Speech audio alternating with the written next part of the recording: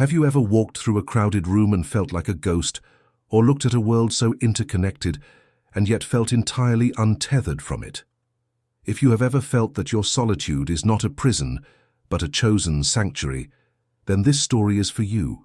Stay with me until the end, because what we are about to uncover might just change the way you see yourself and the silent spaces in your life.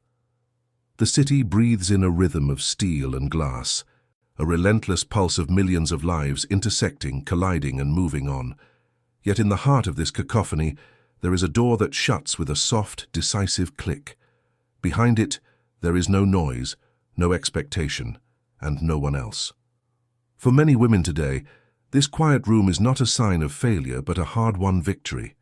To understand why a woman chooses to live alone is to understand the difference between being lonely and being free. For decades, the narrative was that a woman alone was a woman waiting for a partner, waiting for a family, waiting for her life to truly begin.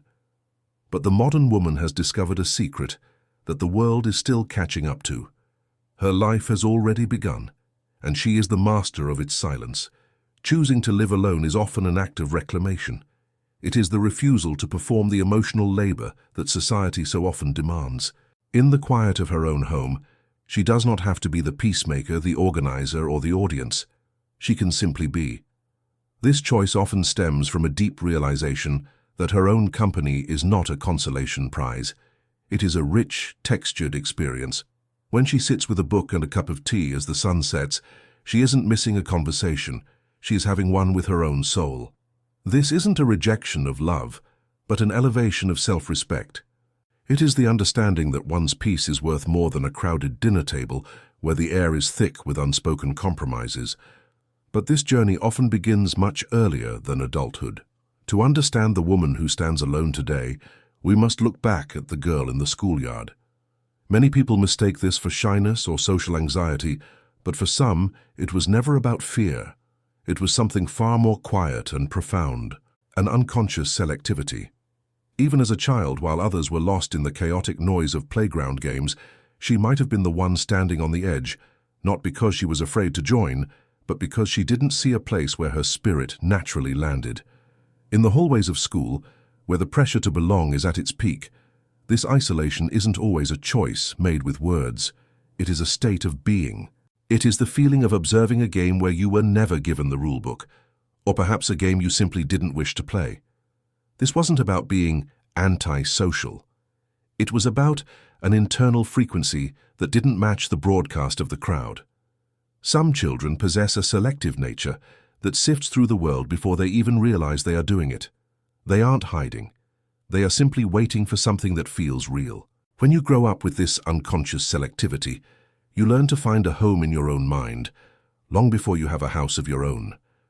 You learn that the isolation experienced in childhood wasn't a defect, but a preparation. It was the soul's way of protecting its depth from being diluted by the shallow demands of fitting in. But what about the women who walk through life with no friends at all? This is a question that often carries a heavy shadow of judgment. Society views friendship as a fundamental metric of sanity and success. Yet, behind many women who have no friends lies a story of profound depth and sometimes a history of high standards that the world failed to meet. Some have reached a point where they no longer wish to participate in the social contract of superficiality. They have seen the masks people wear, the subtle competitions and the energy-draining cycles of gossip and comparison. For these women, the absence of friends isn't an inability to connect, but a refusal to settle for connections that are hollow. They are the guardians of their own energy. They would rather walk the path alone than carry the weight of someone else's drama or insincerity. There is also the quiet weight of the outcast by design. Some women find that their internal world is so vast and complex that the external world feels like a simplified, pixelated version of reality. They speak a language of depth that many find intimidating or exhausting. In a world that prizes relatability, these women are unapologetically unrelatable. They are the observers, the thinkers, the ones who notice the way the light hits a leaf while others are checking their notifications. Their lack of a social circle is often a byproduct of their authenticity. They do not know how to small talk, and they refuse to learn. This leads us to the broader feeling that haunts so many people in the modern age, the sense of not belonging. This feeling is a ghost that haunts the digital hallways of our lives. We are more connected than any generation in human history, yet we are arguably the most alienated. Why does a person feel like they don't belong, even when they are surrounded by people? Perhaps it is because our modern structures are built for efficiency, not for the soul. We belong to platforms, to brands, and to demographics, but we rarely belong to each other. The feeling of not belonging is often the intuition screaming that the environment is wrong, not the person. If you feel like a puzzle piece that doesn't fit, it might be because you are part of a different puzzle entirely. In an era of performative happiness and curated lifestyles, those who feel the wrongness of it all are often the ones closest to the truth. We are told to fit in, to follow the trends, and to find our tribe. But the tribe has been replaced by the following. The absence of belonging is often the birth of independence. It forces a person to look inward for validation, to build a home within themselves, because the world outside offers no permanent residence. The modern experience is one of fragmentation. We are expected to be many things at once, yet we are rarely allowed to be whole. The woman living alone, the woman without friends, the person who feels they don't belong, they are all in their own way pioneers. They are exploring the frontiers of the self. They are learning how to exist without the scaffolding of social approval. This journey is lonely, yes, but it is also remarkably brave.